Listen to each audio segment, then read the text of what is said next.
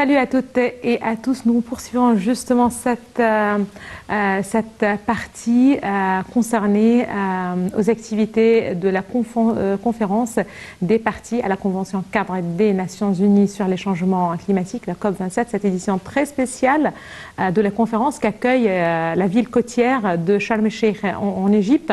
Encore une fois, il s'agit d'un rassemblement très important et qui devrait certainement se pencher sur des dossiers qui nous concernent tous et toutes.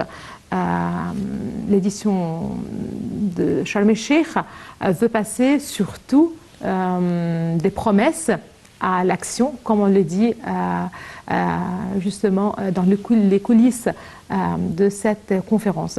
Avant de commencer, j'aimerais bien rappeler que le président Abdel Fattah el-Sisi, qui était toujours à Sharm el-Sheikh, en train d'assister à des séances et aux travaux de cette conférence, a eu parallèlement des entretiens, des tête-à-tête avec les dirigeants qui se trouvent justement sur place. On parle surtout de ce qui nous intéresse, les changements climatiques, leur impact sur le quotidien et l'avenir de notre planète. En fait, le président el-Sisi a enjoint que la stratégie des projets mis en place dans la zone économique du canal de Suez soit taxée sur les investissements basés sur la localisation de la technologie, la possession d'une capacité industrielle et la création d'emplois dans le cadre du processus de développement global. Au niveau de la République, le président Sisi s'est exprimé lors de sa réunion avec le Premier ministre Moustapha Madbouli et les responsables concernés par les projets dans la zone économique. Au cours de la réunion, le président Sisi a également donné ses directives pour renforcer les efforts visant à attirer les investissements étrangers à la zone économique du canal de Suez. Ceci intervient dans le domaine de la production de l'énergie propre et ce dans le but de maximiser le profit tiré de la localisation stratégique du canal, d'une manière à transformer cette zone à une des plus grandes zones attirantes pour cette industrie émergente au niveau du monde. Lors de la réunion, les nouveaux secteurs ciblés en la matière ont été examinés ainsi que les efforts visant à encourager les projets de l'énergie propre et renouvelable, à savoir les projets de l'hydrogène vert et l'ammoniac vert.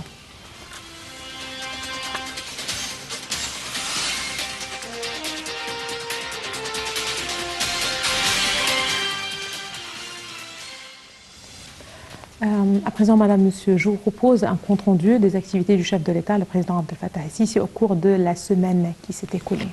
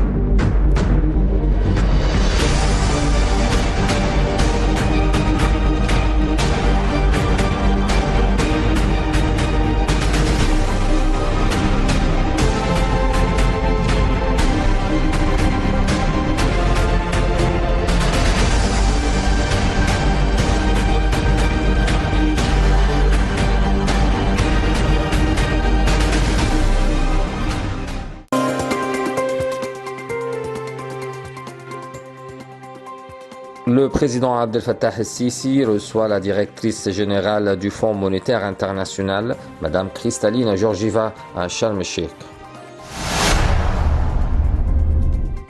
Le président Abdel Fattah el-Sisi reçoit à Sharm el-Sheikh les dirigeants du monde participant à la conférence des Nations Unies sur le climat, la COP27. Le président el-Sisi prononce le discours de l'Égypte avant la session inaugurale du sommet de Sharm el-Sheikh pour mettre en œuvre les engagements climatiques. Le président el-Sisi appelle depuis Sharm el-Sheikh les dirigeants du monde à mettre fin à la guerre russo-ukrainienne. Le président Abdel Fattah el-Sisi prononce un discours lors du sommet de l'initiative du Moyen-Orient vert. Le président el-Sisi se réunit avec la première ministre de l'Italie, Giorgia Meloni, en marge du sommet mondial sur le climat, la COP27. Le président Abdel Fattah el-Sisi s'entretient avec le premier ministre britannique Rishi Sunak à Sharm el-Sheikh en marge du sommet mondial sur le climat, la COP27. Le président el-Sisi se réunit avec son homologue français Emmanuel Macron en marge du sommet mondial sur le climat, COP27. Le président el-Sisi prononce un discours sur l'initiative visant à coordonner l'action climatique au Moyen-Orient et en Méditerranée orientale. Le président Abdel Fattah el-Sisi et son homologue émirati, son Altesse Cheikh Mohammed bin Zayed Al Nahyan, assistent à la signature d'un mémorandum d'entente pour développer le projet de mesures pour la construction d'une centrale éolienne d'une capacité de 10 gigawatts. Le président el-Sisi se réunit avec le chancelier allemand Olaf Scholz à Sharm el-Sheikh en marge du sommet mondial sur le climat, la COP27. Le président Abdel Fattah el-Sisi prononce un discours lors de la table ronde intitulée « Investir dans l'avenir énergétique, l'hydrogène vert ». Le président el-Sisi adresse une allocution lors d'une séance sur l'inauguration de la première phase du projet de production d'hydrogène vert pour la société norvégienne Scatec. Le chef de l'État se réunit avec la présidente de la République unie de Tanzanie, Samia Hassan, à Sharm el-Sheikh en marge du sommet mondial sur le climat COP27. Le président el-Sisi accueille le président de la République du Burundi, Evariste Ndayishimiye, à Sharm el-Sheikh en marge du sommet mondial sur le climat COP27. Le président Abdel Fattah el-Sisi effectue une tournée d'inspection à vélo à l'aube à Sharm el-Sheikh au cours de laquelle il a inspecté la zone verte respectueuse de l'environnement. De nombreux événements et activités se déroulent à cette zone lors du sommet mondial sur le climat. Le président a aussi rencontré un nombre de jeunes et d'étrangers participant au sommet. Le président el-Sisi, lors de son tour à vélo à Sharm el-Sheikh, rencontre une femme suédoise active dans le domaine du climat. Elle est venue de Suède pour parcourir 7000 km à vélo lors d'un voyage de 4 mois pour participer à la conférence des Nations Unies sur le climat à Sharm el-Sheikh. Lancement d'une déclaration commune entre l'Union européenne et l'Égypte sur le partenariat de l'hydrogène renouvelable. Lancement d'une déclaration conjointe entre l'Égypte et la Belgique pour le Forum mondial sur l'hydrogène renouvelable. Le président Abdel Fattah el-Sisi se réunit avec la présidente de la Chambre des représentants des États-Unis, Nancy Pelosi, et la délégation qui l'accompagne à Sharm el-Sheikh en marge du sommet mondial sur le climat COP27. Le président el-Sisi se réunit avec son homologue américain Joe Biden à Sharm el-Sheikh en marge du sommet mondial sur le climat. Le président el-Sisi fait ses adieux au président américain Joe Biden après sa participation au sommet international sur le climat à Sharm el-Sheikh.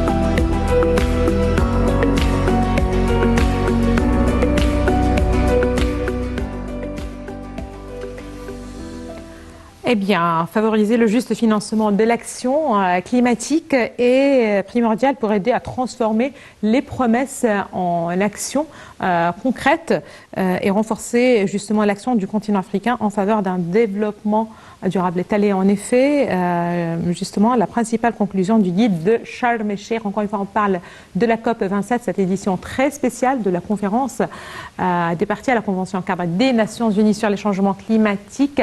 Encore une fois, une édition très spéciale, surtout pour l'Égypte et le continent africain en général. Pour vous parler de ceci, nous avons le plaisir d'avoir avec nous ce soir M. Jonas Nazareth. Bonsoir, M. Nazareth. Bonsoir, oui. Vous êtes journaliste et spécialiste affaires africaines. Ravi de vous avoir parmi nous ce soir.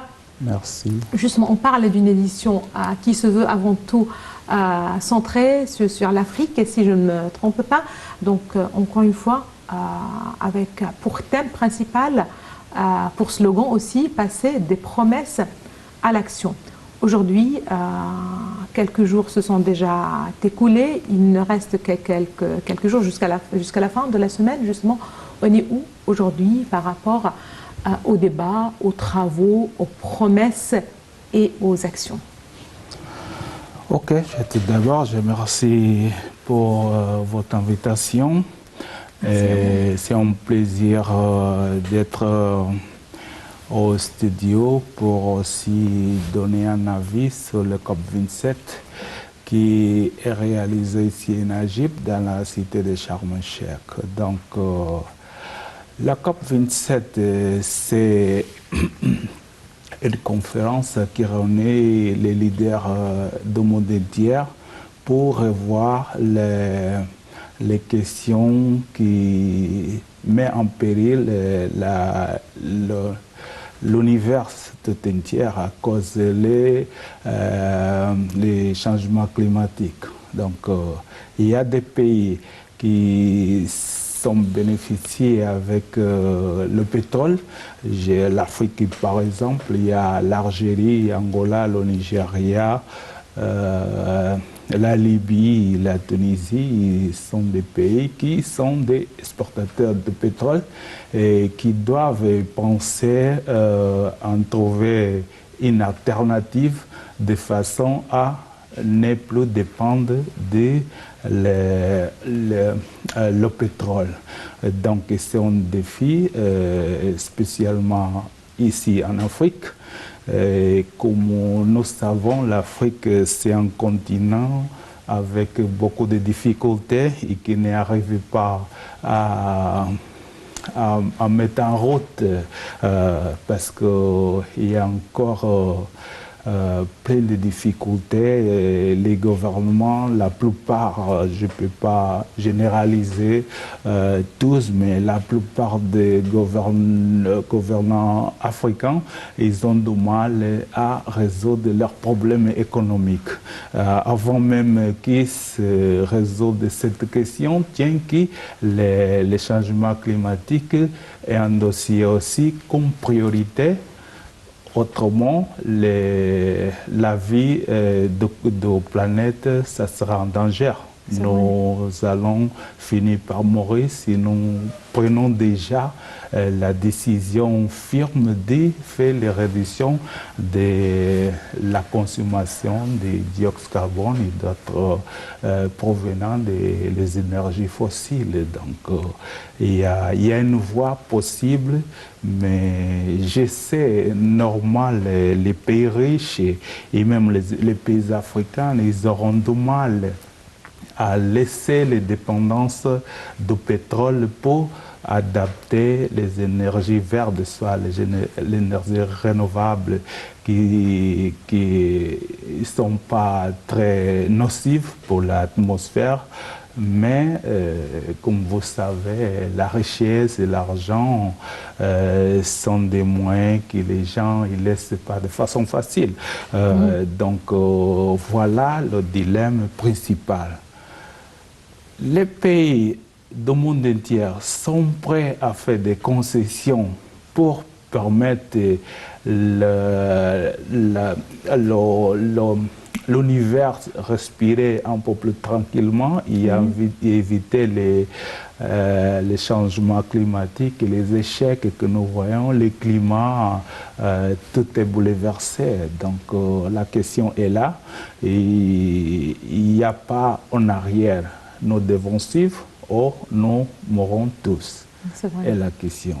Par contre, dans cette situation très délicate, il y a des pays qui plus polluants au monde. La Chine vient en premier. Ce que je sache, il y avait pas, le président Xi Jinping il n'est pas venu. Le deuxième, c'est les États-Unis de l'Amérique. Le président américain a fait que 3 heures hier ici à Sharm el-Sheikh, mais il quand même a laissé quelques promesses, soit qu'il va tout faire pour réduire les émissions de gaz sur l'atmosphère à 50% d'ici à 2025-2030. C'est quand même déjà quelque chose. C'est déjà quelque chose. Je vais revenir justement à ce point avec les promesses qui ont été données par le président américain, le président du pays le plus puissant, le plus développé du monde et qui contribue et qui a toujours contribué justement à la situation dans laquelle on se trouve parmi d'autres pays justement qui ont fait leur modernisation et qui ont réalisé justement leurs espoirs au cours des dernières années. Justement, c'est l'occasion aussi de rappeler que certainement il s'agit d'une conférence sur le climat, mais c'était aussi l'occasion justement pour parler d'autres dossiers d'intérêt commun. C'était l'occasion surtout pour le président Abdel Fattah el-Sisi justement d'avoir des réunions en tête-à-tête avec plusieurs dirigeants, dont justement le président américain Joe Biden, arrivé à Sharm el-Sheikh. Et pour rappel, le président Joe Biden qui s'est rendu justement à Sharm el-Sheikh, il est arrivé le vendredi dernier, le vendredi 11 novembre à Sharm el-Sheikh pour tenir un discours à la COP 27. Mais avant de s'adresser à la COP en fin d'après-midi, le président Biden a eu un entretien avec le président Abdel Fattah el-Sisi. Ils ont également eu et donné une conférence de presse conjointe. Voici les détails.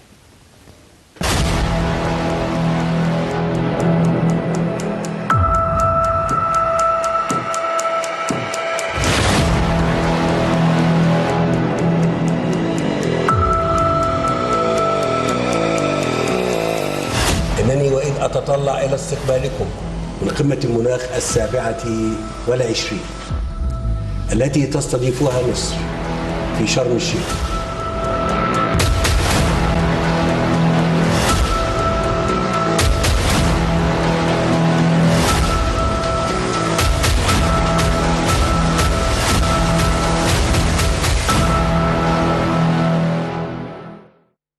Lors d'une courte conférence de presse avec le président américain Joe Biden à Sharm el-Sheikh, le président Abdel Fattah el-Sisi a qualifié la relation entre l'Égypte et les États-Unis de stratégique. Pour sa part, le président Biden a remercié l'Égypte d'avoir accueilli la COP27, affirmant que la mer du monde était le lieu approprié pour accueillir la conférence. Il a déclaré qu'il avait discuté d'un éventail complet de questions bilatérales, ajoutant que lui et le président el-Sisi ont discuté également du partenariat de défense entre les deux pays, ainsi que des récents développements dans la région. Il a remercié également l'Égypte d'avoir joué le rôle de médiateur à Gaza, faisant référence au cessez-le-feu négocié par l'Égypte en août 2022 et mai 2021. Biden a également remercié l'Égypte d'avoir parlé avec force aux Nations Unies concernant la guerre russe en Ukraine, se disant apprécier beaucoup cela. L'Égypte fait partie des pays qui ont voté en faveur du retrait russe de l'Ukraine à l'ONU et a appelé à plusieurs reprises à une solution diplomatique au conflit. Commentant sur le dossier des droits de l'homme, le président el-Sisi a affirmé qu'il s'agissait d'une question qui avait toujours été au centre des débats. À cet égard, il a souligné l'approche globale avec laquelle l'Égypte traitait ce dossier. Le président a rappelé que l'Égypte avait lancé la stratégie nationale pour les droits de l'homme, puis elle avait lancé une initiative de dialogue national en avril de cette année et en parallèle, l'État a lancé le comité de grâce présidentiel pour préparer les listes de grâce à ratifier. Le président américain Joe Biden a fait une brève escale à la COP27 vendredi 11 novembre pour donner en exemple son plan colossal pour l'action climatique aux États-Unis. La crise climatique menace la vie même de la planète, a-t-il mis en garde, assurant que les États-Unis allaient respecter leur objectif de réduction d'émissions d'ici à 2030. Le président américain a appelé tous les pays à réduire leurs émissions de gaz à effet de serre. L'invasion de l'Ukraine par la Russie a rendu plus urgente encore la nécessité de sortir de l'usage des énergies fossiles, a également déclaré Joe Biden. Le président américain était aussi très attendu sur la solidarité financière avec les pays les plus affectés par le changement climatique. Washington n'a pas encore tenu ses engagements dans le cadre de la promesse des pays riches de fournir un financement annuel de 100 milliards de dollars aux plus pauvres pour lutter contre les émissions et s'adapter au changement climatique. Le président Biden s'est engagé à apporter une contribution de 11,4 milliards qu'une future majorité républicaine pourrait toutefois bloquer.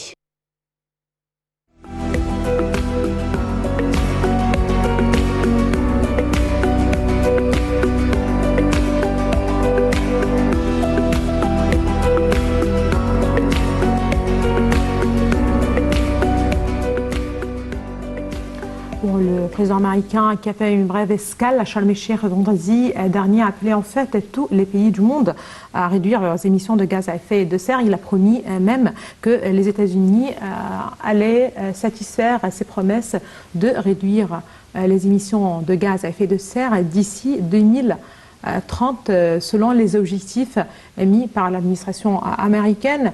Est-ce que, selon vous, Monsieur Nazareth, est-ce que c'est assez, c'est suffisant? Comment avez-vous justement reçu ces déclarations?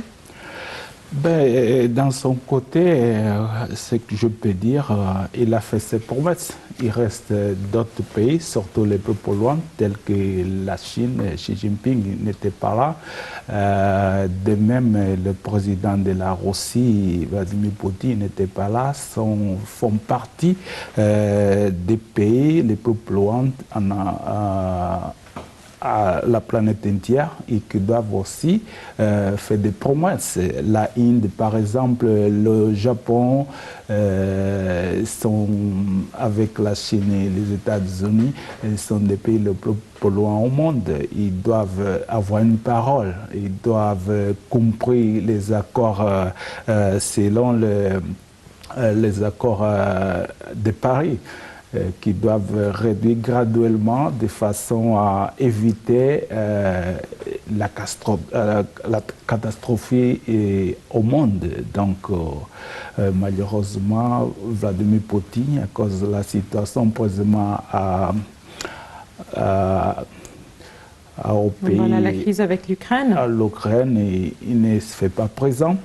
Et de même, la Chine, avec le congrès du Parti communiste de la Chine, peut-être c'était l'excuse de ne pas venir, mais ils sont des pays qui doivent avoir une promesse de façon à garantir la réduction jusqu'au moins 10%, 2%, et après avancer les 1,5% des émissions de gaz sur l'atmosphère. S'ils ne sont pas présents, ils ne font pas de promesses, ça sera très difficile d'achever le résultat que nous souhaitons. D'ailleurs, pour l'Afrique, déjà, en tant que commentaire africain, je dois dire que les pays comme le Nigeria, Angola, l'Algérie, ce sont les exportateurs des énergies fossiles et souvent ces gens de pays sont dépendants de ces exportations de pétrole. Ils doivent trouver des moyens alternatifs tels comme organiser leurs impôts. C'est une source pour le PIB de leur pays et normalement les pays africains ils ont une façon des taux fiscaux très bouleversés. Ils doivent concentrer et mieux organiser de façon à réduire la dépendance des énergies fossiles. En fait, Biden a rappelé que, puisque aussi vous avez rappelé cette crise russo-ukrainienne, Joe Biden en fait a rappelé justement la nécessité de sortir de l'usage de l'énergie fossile. C'est un contexte un petit peu délicat pour la planète.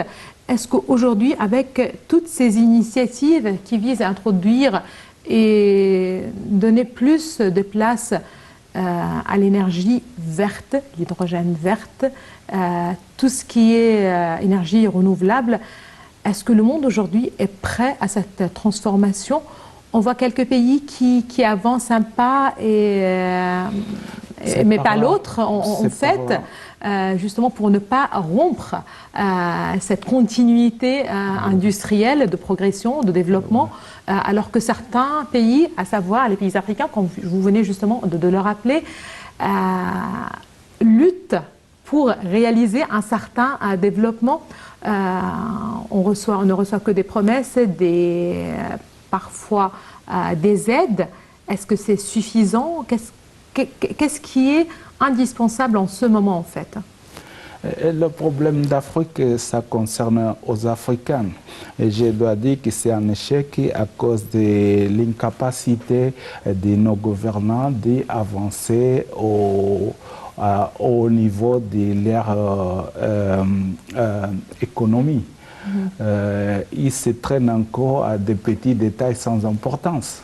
Un président, par exemple, il doit renforcer leur sécurité en tant qu'un être humain. Il doit au moins concentrer dans l'agriculture et dans l'éducation et la santé. Mais c'est qu'on voit souvent, les gouvernants africains, ils tiennent en compte leur sécurité, leur bien-être, leur richesse. Et tout le reste, il vient après. Il n'est pas très corde bien. Je dis en général, la plupart ils sont tellement très connectés avec leurs ministres de façon que les choses continuent toujours dans le bouleversement. Ça ne fait pas de sens que la plupart des gouvernements africains, ils ont un ministre de l'agriculture. Mais on ne veut pas l'avance dans le champ de l'agriculture mécanisée. Oui, c'est vrai. Donc, qu'est-ce qu'il manque encore? C'est la faute des Européens ou c'est le manque de plans à moyen et à long terme? Donc, où est l'argent? Surtout les pays qui exportent du pétrole, ils ont toujours les mêmes problèmes. Mais est-ce que même avec ces initiatives de présenter une aide à certains pays ou à l'Afrique en général, est-ce que cette question de compensation est adéquate aujourd'hui? C'est-à-dire que la nature a commencé à s'exprimer d'une façon beaucoup plus intense, d'une façon à affecter le monde entier, pas seulement l'Afrique. Si l'Afrique est très concernée, certains pays même sont menacés, certaines régions sont menacées, mais en gros, c'est toute la planète qui est menacée aujourd'hui, et même en donnant des aides, il faut qu'il y ait vraiment cette volonté. Je vais toucher le point de l'aide. Quelqu'un qui prend l'habitude de demander, il relaxe. Il ne pense pas à d'autre chose, sinon étendre la main. Donc il va toujours rester en pauvreté parce qu'il ne veut pas faire un effort. Les pays riches, ils ont des histoires. On doit apprendre comment défendre des inspirations. Si vous toujours étendre la main, pensez qu'à cause de son nom aussi, nous sommes des riches. Ils ont tellement de sources naturelles, mais il faut les travailler. Et matières premières, même ça, nous n'arrivons pas. Mais là, on a peut-être un certain espoir avec Sharm el-Sheikh, avec la COP27, beaucoup de promesses. Et là, encore une fois, on insiste sur la nécessité de passer à l'action. Encore une fois, le financement des projets en Afrique, surtout l'action climatique en général. Je rappelle que le guide de Sharm el-Sheikh sur les financements climatiques équitables a été lancé par le ministère de la coopération internationale devant un parterre d'institutions de développement lors d'une table ronde de haut niveau à la COP 27. Avec ce nouveau guide, le ministère égyptien de la coopération internationale, le groupe de la Banque africaine de développement ainsi que l'ensemble de partenaires au développement engagés soulignent l'objectif collectif en fait de traduire les promesses en action. Encore une fois, on insiste sur ce détail. Il faut passer des promesses à l'action, surtout à l'occasion et dans le cadre de la COP 27, justement, encore une fois, donc, passer des promesses aux actions concrètes pour favoriser un financement juste de l'action climatique en Afrique. Voici les détails.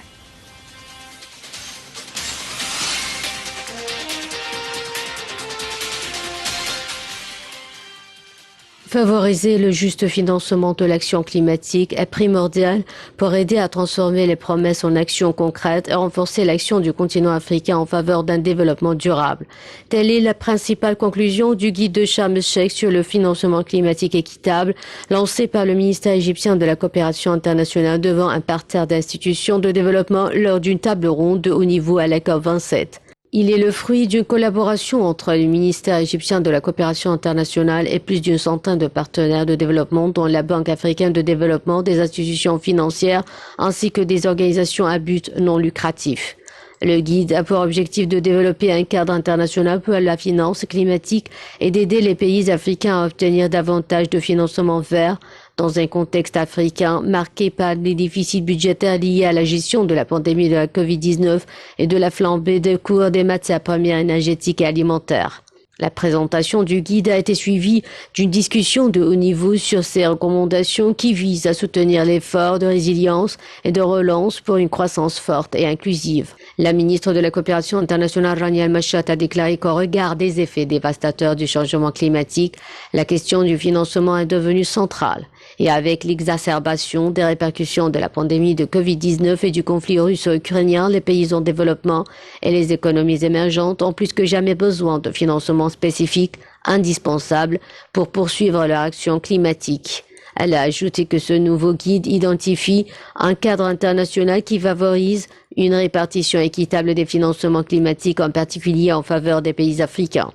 Akinwumi Adesina, le président du groupe de la Banque africaine de développement, a pour sa part déclaré que la plus grande menace pour l'humanité aujourd'hui, c'est le changement climatique, qu'il fait peser un lourd fardeau sur les plus pauvres et les plus vulnérables dans le monde, qui déforme les paysages, ruine les populations et menace par chaque jour la vie des milliards de personnes.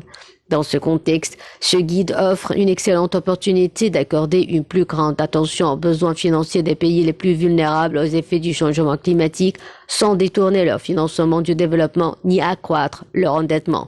Le guide introduit le principe selon lequel le financement climatique ne doit pas se substituer au financement du développement, mais plutôt s'y additionner en garantissant aux pays et régions qui en ont le plus besoin le droit d'y accéder.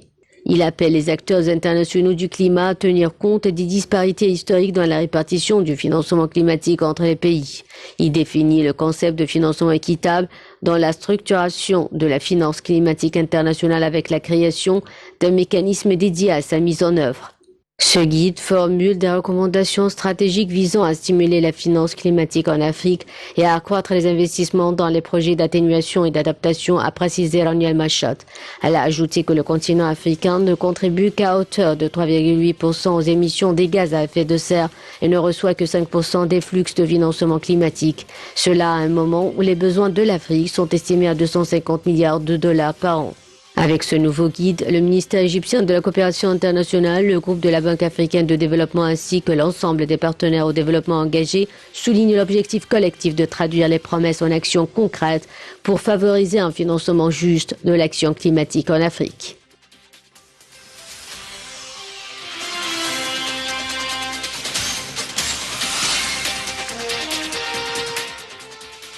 Voilà, on parle... Là,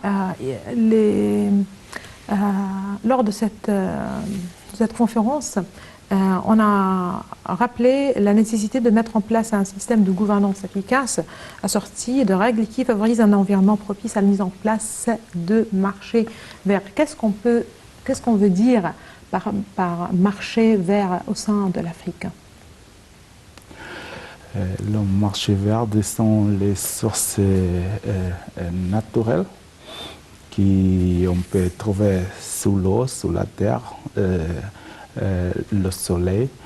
Et donc, de façon à ne pas faire l'usage, excessivement l'usage des matériels artificiels. Donc voilà, c'est à peu près par là que le vert, c'est une des choses qui viennent de la nature et qui doit, surtout l'Afrique, doit être prise en charge et comme priorité de façon à améliorer leur usage pour la réduction des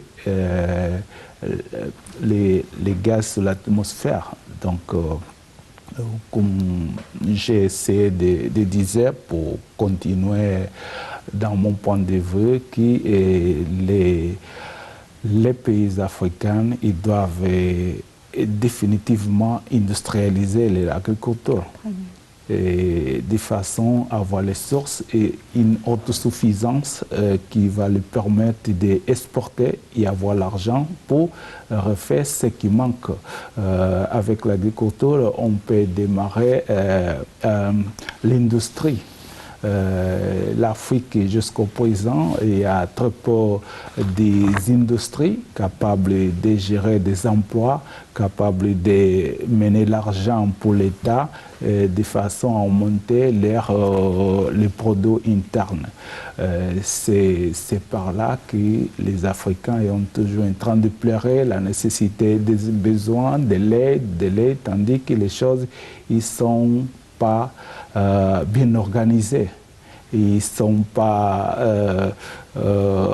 très bien planifiés de façon à améliorer la vie des citoyens. Donc, avec cela, on va voir que les ordres des citoyens africains vers l'Europe, ça peut même réduire à cause de cette capacité de certains pays africains de créer de meilleures conditions de vie à leur population. Très bien.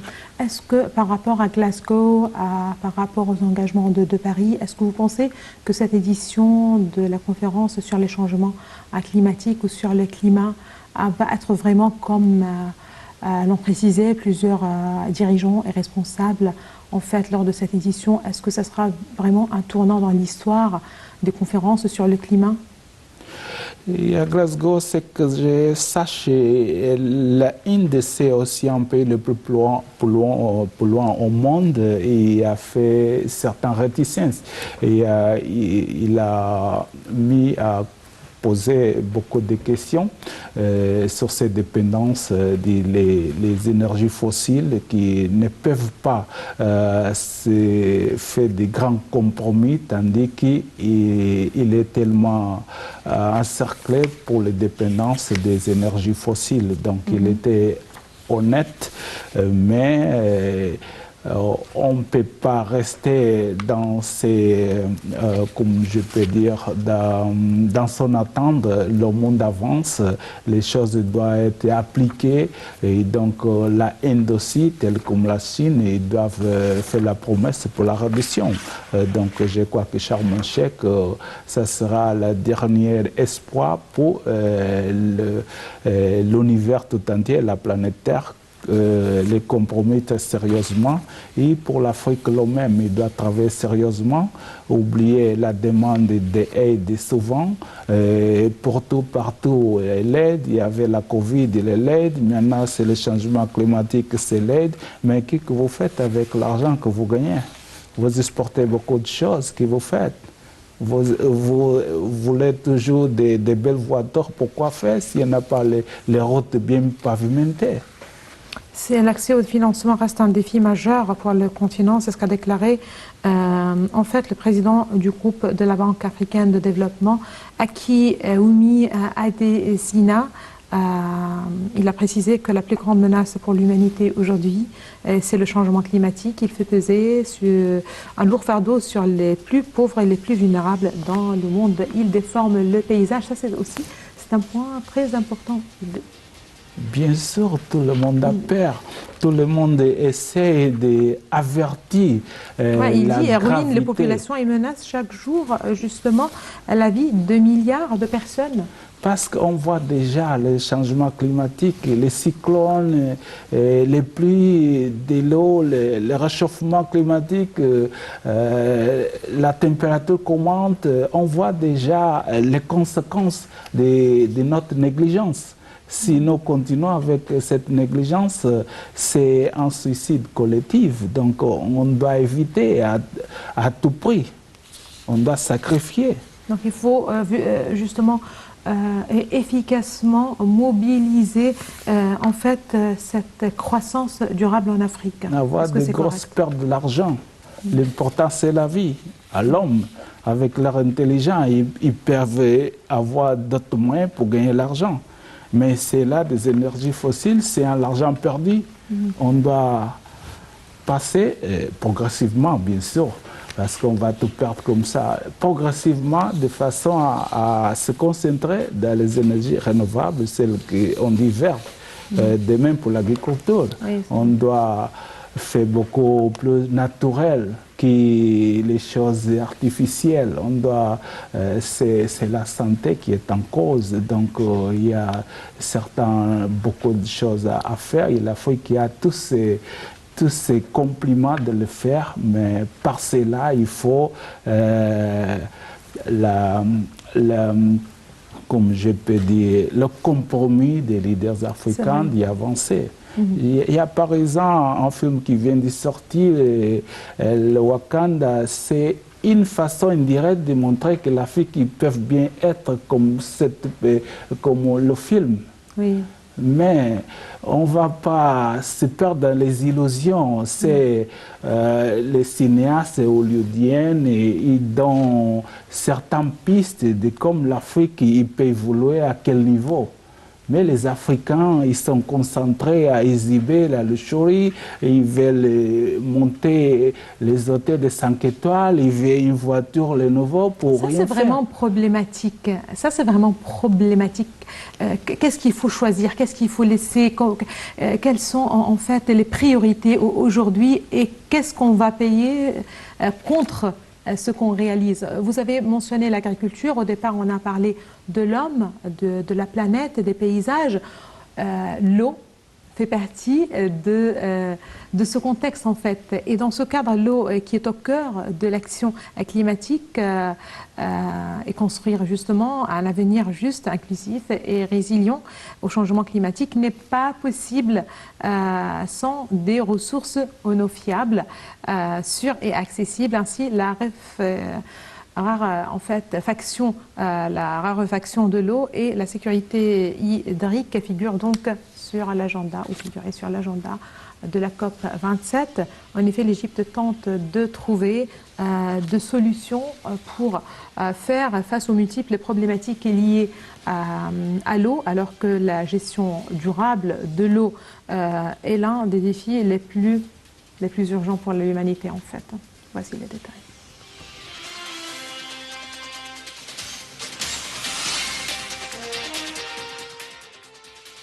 L'Égypte déploie des efforts inlassables pour faire face à ces défis hydriques. Croissance démographique, changement climatique, ressources limitées en eau et la poursuite par l'Éthiopie du remplissage unilatéral du barrage de la Renaissance sans accord préalable avec l'Égypte et le Soudan. Les ressources totales disponibles en eau douce sont estimées à environ 60 milliards de mètres cubes d'eau par an, alors que ces besoins s'élèvent à environ 114 milliards de mètres cubes d'eau par an. Par ailleurs, l'augmentation de la population représente un défi majeur. D'ici 2050, la population totale devrait dépasser les 150 millions d'habitants, ce qui représentera une forte pression sur les ressources en eau. Quant aux ressources en eau renouvelables de l'Égypte, elles sont limitées et proviennent dans leur majorité de l'eau du Nil, 55,5 milliards de mètres cubes par an, en plus de quantités très limitées de l'eau de pluie, 1,3 milliard de mètres cubes par an, et de l'eau souterraine profonde dans les déserts, 5,5 milliards de mètres cubes par an. Autre défi majeur, les violations éthiopiennes du droit international de l'accord de principe signé entre l'Égypte, le Soudan et l'Éthiopie en 2015 et qui oblige l'Éthiopie à ne pas remplir le barrage sans accord avec les pays en aval se poursuivent.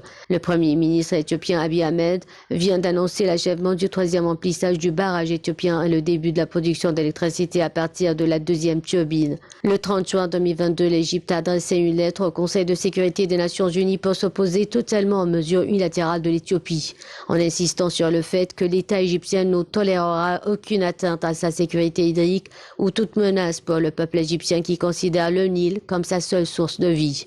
Quel est donc le plan de gestion des ressources en eau de l'Égypte afin de combler l'écart entre l'offre et la demande, rationaliser l'utilisation de cette substance vitale et compenser une éventuelle baisse du niveau du Nil?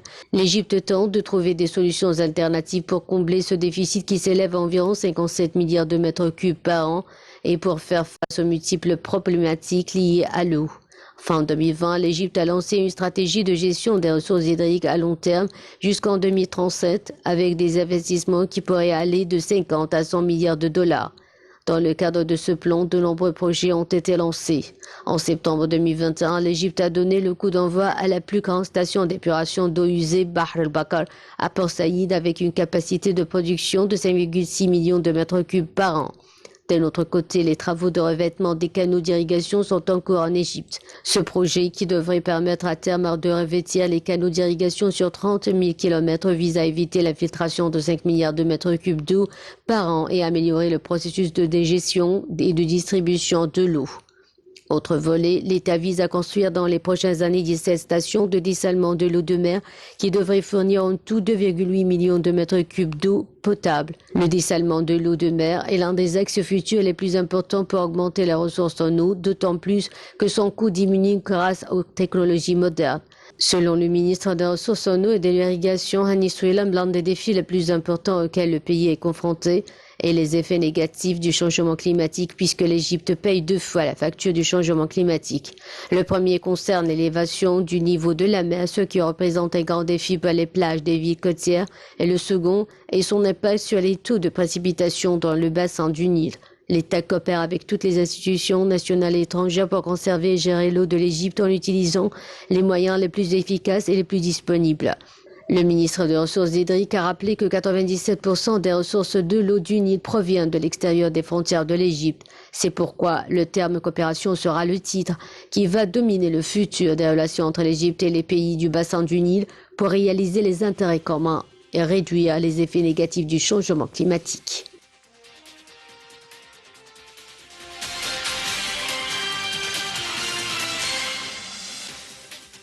Si on parle surtout de comment construire un avenir juste, inclusif et résilient au changement climatique, c'est bien de rappeler que l'Égypte fait face à un défi majeur, à savoir les violations éthiopiennes du droit international et de l'accord de principe signé entre l'Égypte, le Soudan et l'Éthiopie en 2015 et qui oblige l'Éthiopie à ne pas remplir le barrage sans accord avec les pays en aval.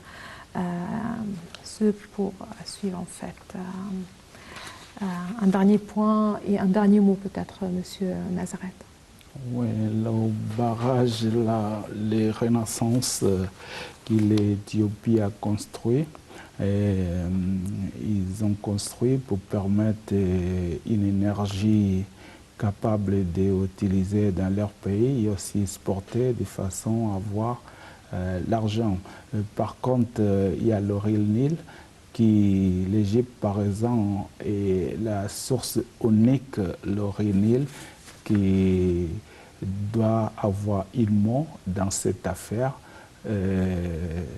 qui, je sache, l'Éthiopie ne va pas faire un barrage avec telle dimension.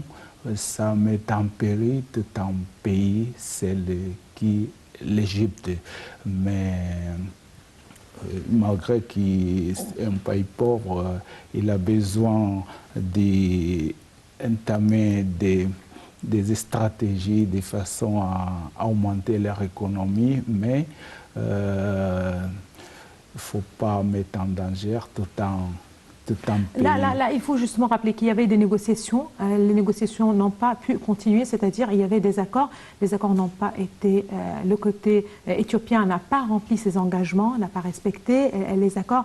Et justement, ça va jusqu'à jamais en fait rester un grand point d'interrogation dans ce dossier. Je vous remercie parce que voilà, c'est la fin de notre rencontre en fait. Merci beaucoup à vous, Monsieur Jeunesse Nazareth, d'avoir été parmi nous ce soir pour parler du climat, pour parler de la COP 27. C'était un grand plaisir. Madame, Monsieur, merci à vous aussi de nous avoir suivis ce soir. Excellente suite de programme sur Nile International.